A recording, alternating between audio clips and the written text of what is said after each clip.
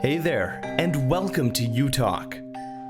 We connect with amazing people from across Canada and ask them about their stories, passions, and experiences. I'm your host, Ryan Funk. The STEM fields are incredibly skill demanding, and you want the most qualified people in those jobs. However, due to many social and systemic issues, it can be challenging for women to find jobs within these areas, more so for immigrant or international women. Immigrant and International Women in Science Network is a nonprofit organization to help connect women to jobs, increase awareness, and, of course, network. Over the summer, an IWS Network Manitoba Chapter was created, and I talked with the two women behind establishing it. Hi everyone, my name is Silvia Leon. I am the co-founder and co-city leader of IWS Network in Manitoba.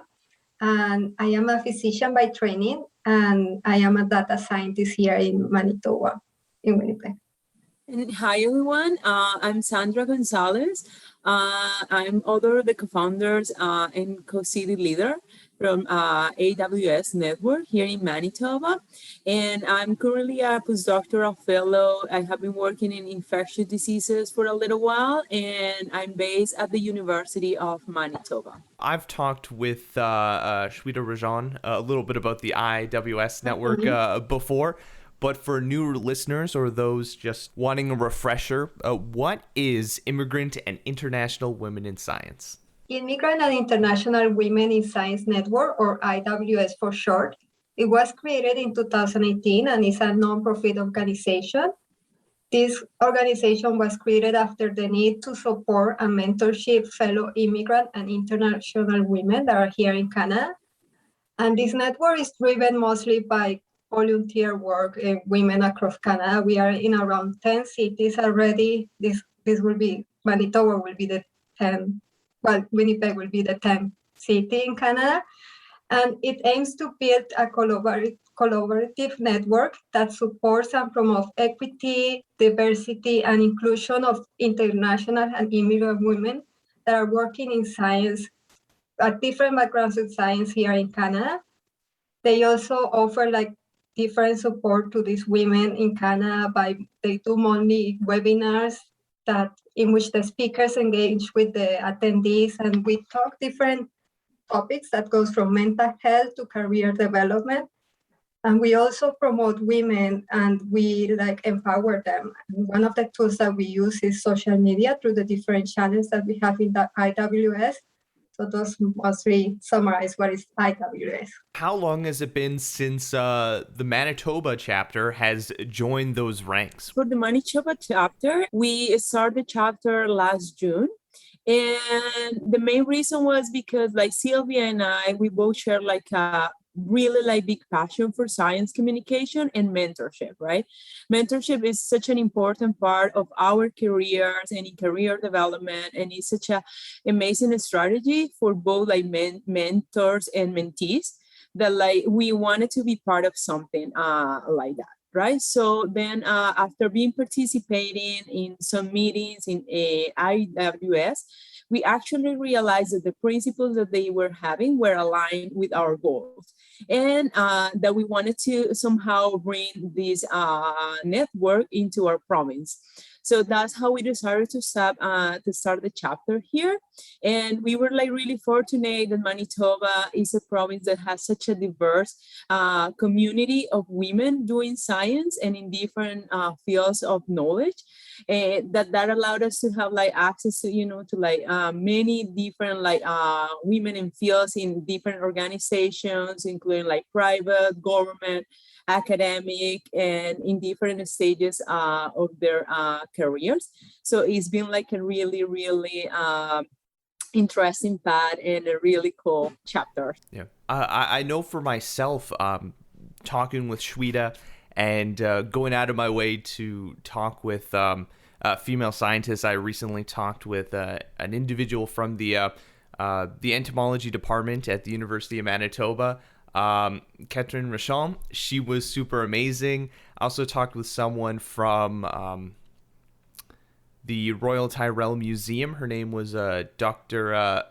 Femke, And it is just so exciting to see women working within the STEM fields, and yeah, it's so needed to see, especially women of color in those leadership roles in STEM, to inspire young girls and immigrants coming over who are wanting to, work within the STEM fields here in Canada. Yeah, I mean, representation is really something, and it's very important to show like other people that we are like we can achieve things too, and I feel that sometimes like seeing that, but also supporting each other and helping like overcome different challenges that we as immigrants face that sometimes local don't have. Like that support is very important. Like when you're working like in any field, but Well, especially in those scientific fields or mathematics or engineering, if there's like a language barrier, like those are already challenging workspaces. Like putting language in there, that's another giant thing.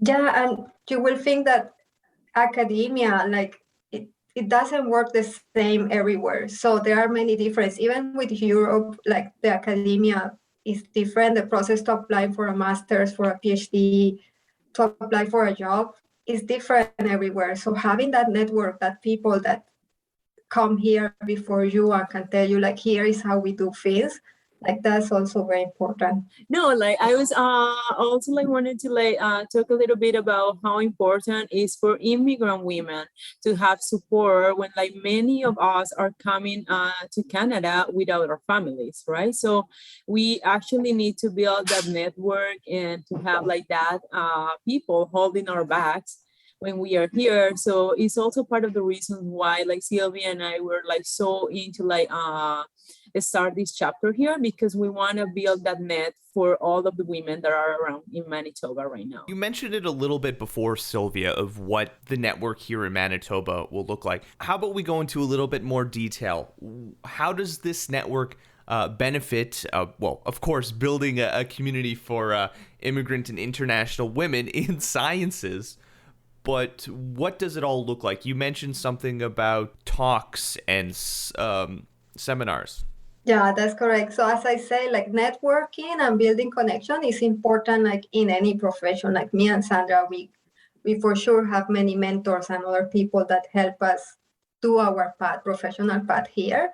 So we know how important it is. So what we are trying to do with our chapter in Manitoba is we're going to create this network of people that will allow participants to meet potential mentors, to learn about job offers, all the graduate application process too, like cover letters, searching for an advisor, and also to join a community of women with interest in science, right?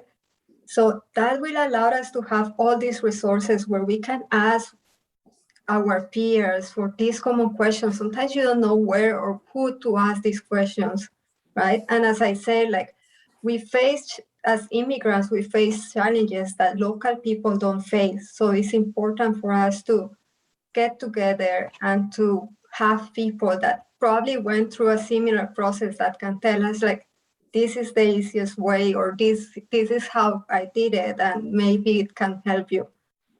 So another thing that we're going to do is that we will have local events with local speakers, and we are going to address like those topics of interest for our members. So as we create and we will meet with the members, those topics that are important for the community in Manitoba, we will try to find speakers that can come and share their experiences and their knowledge with us. When Shweta and I were talking, one of the things she mentioned in terms of challenges was finding those jobs. Sometimes it can be incredibly difficult to find job openings or opportunities in the STEM fields. Both of you, what do you think is the best course of action that we need to be taking to make job openings more accessible to everyone?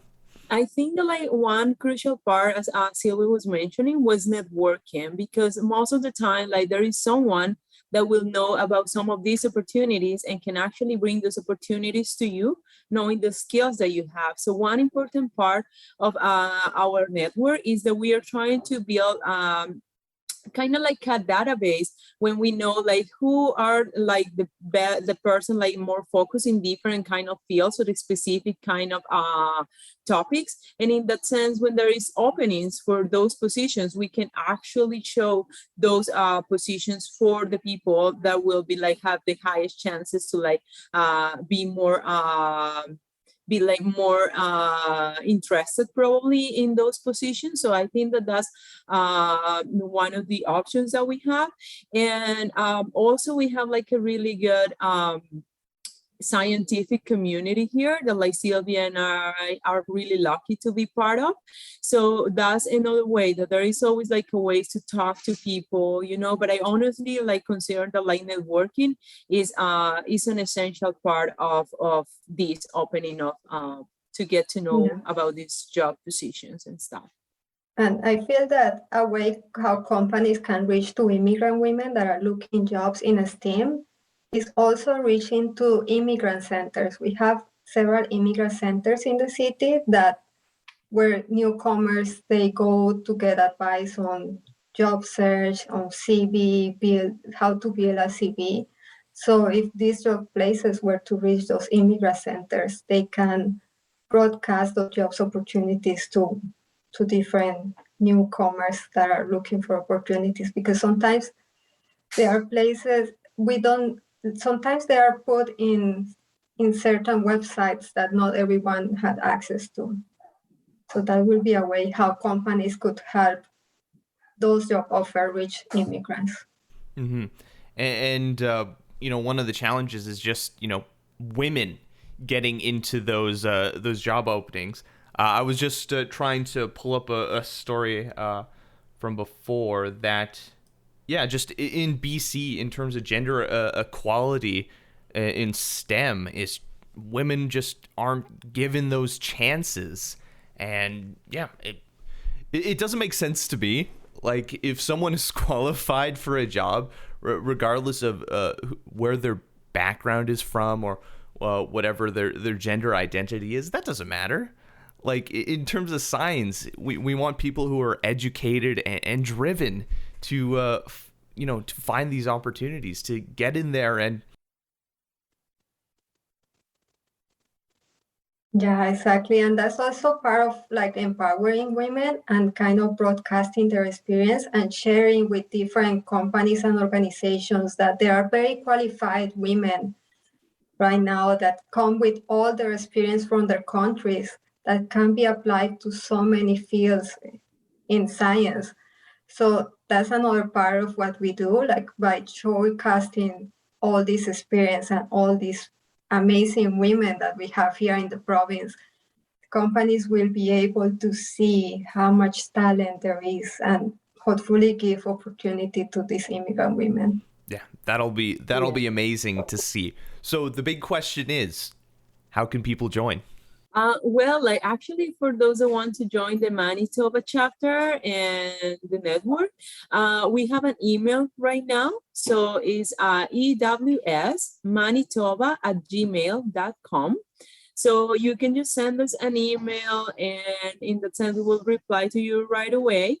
What we normally do is that when people are like interested in joining us, we have a Slack channel, and then we like introduce the members to the whole IWS network, and they will become part of the Slack. So that way they can have access to all the topics that are ongoing in Slack. So it's about like job opportunities, about webinars that are coming. So it's actually it's a really simple process. It's just to contact us and like to let us know that they are interested in like be part of this, and that's how it goes. And if you also want to like check before contacting us about the network, there is the website that is IWS Network.ca. And that way you can get to see a little bit more about how is the whole structure of the network, how is it work, and then like just decide if you feel like that you want to join us. So yeah. And so are there any plans for like talks or conversations coming up in the next couple months? Yeah, this is actually the best moment for people to join us because a lot of things is happening to start a little bit of all that networking that we have talked so much, but also talk about new ideas and expectations because although me and Sandra are leading the chapter, we also want people to feel that it's their chapter, to come with their ideas, what they want to do too. So that's for us. And then IWS Network Canada is starting on September a series of webinars that will be free for all the members and everybody's welcome to attend. So as I say, we talk about different things that goes from mental health to career development. So everybody is welcome to attend those webinars. Oh, that's so awesome that you're having those mental health conversations, especially over this whole pandemic. I think the conversation around, self-health, self-care, and mental health awareness is so important. Like, it's so easy to get burned out or overwhelmed. And even if you're passionate about something, it just dies. And that really sucks when someone who is really good at a particular job or career path just loses that passion.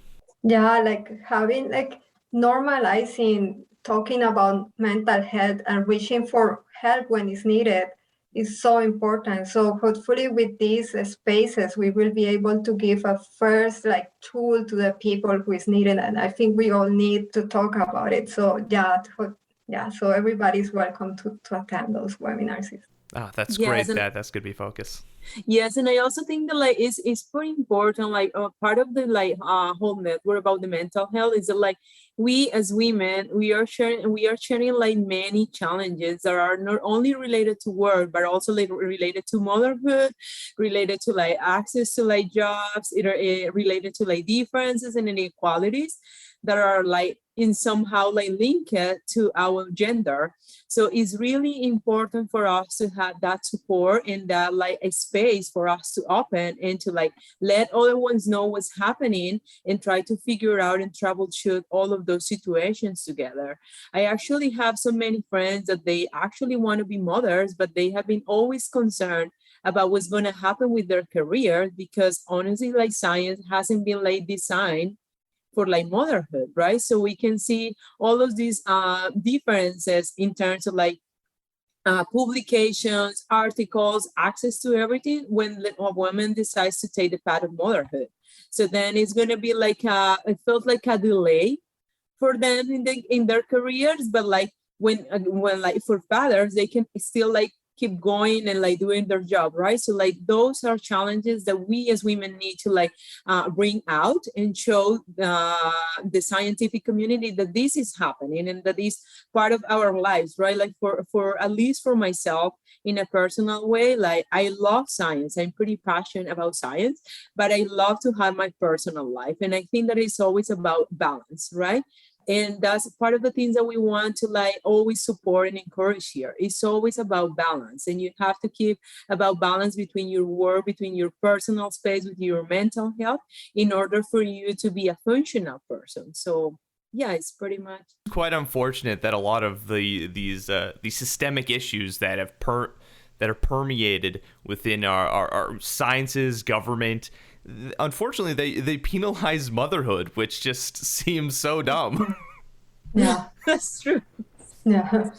How is we as a community? How can we work together with IWS Network Manitoba to help overcome some of these issues? How can we support the network? Well, so in that sense, our network is always welcoming volunteers and new members. So it's if you can let other women know and spread the voice and invite them to become part of this network, that's a really good way to help us and to contribute to building a stronger network in Manitoba and in Canada. Also we are always open and really happy to have all the international and immigrant women in STEM that will share the passion with science and mentorship. So every one of you that you're listening to this interview, we will be happy to have you join us. So yeah, we are here for you. And there is also like another event that is actually happening soon. So we would like to use this space to promote our national fundraising campaign for 2021 that is oncoming on September during the week between the 18th and the 26th, and is named I Move for Immigrant Women in Science. And the main aim of this campaign is to collect some funds for all the activities, events, and every operational cost for next year. So this event will be like held online because of the pandemic situation. But like how it goes is that participant can register through Eventbrite, and then they purchase like a ticket. And with that ticket during the week, the participants will be asked to share a mobility activity. It can be either walk, runs, canoe trips, anything that they want to do, biking, just letting them know that they are moving for women, immigrant women in science. And then if they feel comfortable with, they can actually share their video and tagging our network in Twitter, Facebook, LinkedIn. So yeah, we really wanted to use this space also to like invite all of you to become part of this fundraising campaign that is happening. That's so cool. And I mean, part of this network is just inspiring people to join the sciences. So I'll start with just why I think science is so cool, and maybe we can just go around and talk about what is it that we're passionate about. For myself, I love paleontology. There was a moment in my life where that was one of the career paths I was hoping to go. Didn't work out that way, but for me, science is seeing the world around us and finding some reason to some of the chaos that we see. And it's just so interesting, putting those puzzle pieces together to see the full picture. That's why I love science. And I think dinosaurs are cool. So that's...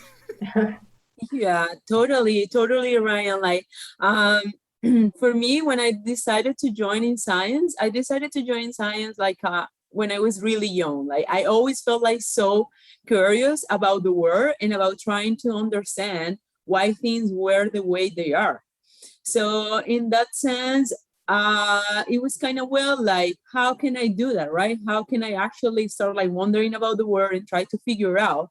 But it's not only about that questioning, but also what you can do with that question, with that answer, right? And it's how you can actually impact the people that are around you in your community with the knowledge that you are acquiring. So I always believe that even if I love science so much, and I think that that's why like Sylvia and I share this science communication passion, is because like knowledge is, if it's not transmitted, if it's not like translated to everyone else out there, there is no like a really meaning of that knowledge. So it's pretty much, at least for myself, it's like, yeah, I'm pretty curious about it. I want to know how it works, but then I want to translate that knowledge into the community and like let them be part of the whole experience too. So it's at least that's for me.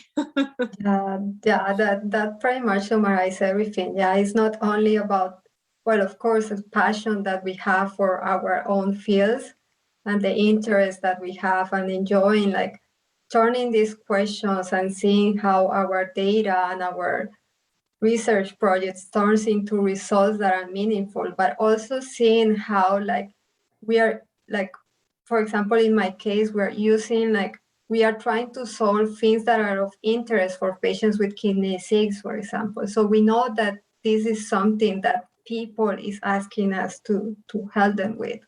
So it's that connection between like them, their questions, and us being able to use science to hopefully find answers for that.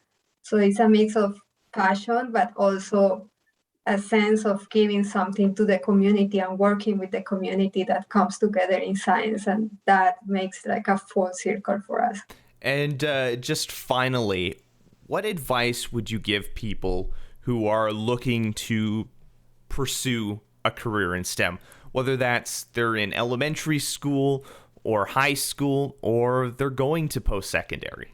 Oh, Ryan, I will say, at least for myself, I will say like you always believe in yourself. Like it doesn't matter how the work sometimes like try to like show you that maybe it's not worth it or maybe you cannot do it. You can, you will. And you just need to believe in yourself to get there. Yeah, it's pretty much like don't stop until you're proud. If that one way doesn't work, try another way. If you talk with different person in science, you will realize that we all reach where we are nowadays through different pathways. There are many pathways how you can become a scientist. So always try different ways, keep trying and reach for mentorship. There are many of us who are very happy to mentor people. So always reach for mentors. We are more than happy to help people walk through science. Where can people find out more about IWS Network? Where can they go?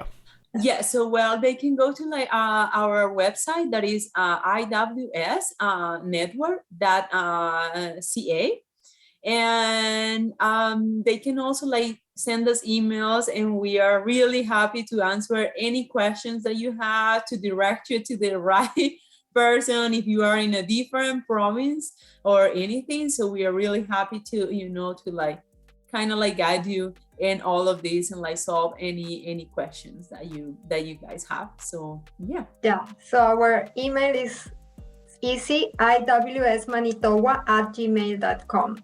If you have any stories you'd like us to share or communities we should highlight, leave a comment on our social media or reach out to us on our website. I'm Ryan Funk. This was U Talk, and have yourself a good one.